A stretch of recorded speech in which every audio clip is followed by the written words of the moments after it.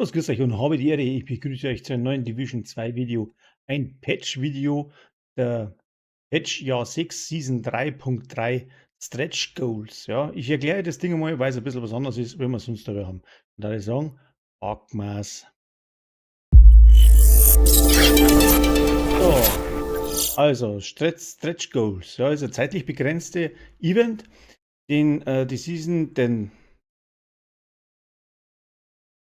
also Stretch Goals ist ein zeitlich begrenztes Event, das den Season Pass über über Rang 100 hinaus erweitert.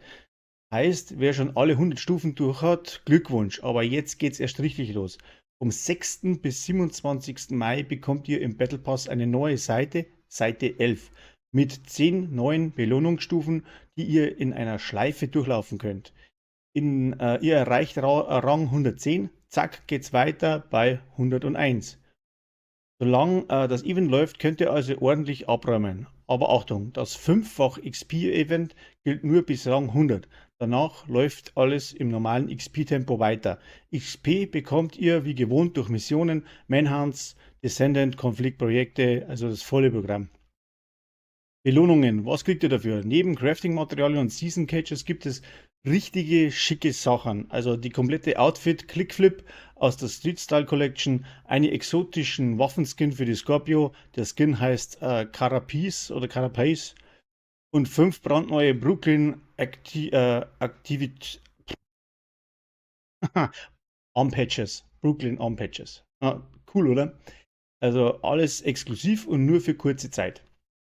Bei Patch Notes gibt es noch ein bisschen was.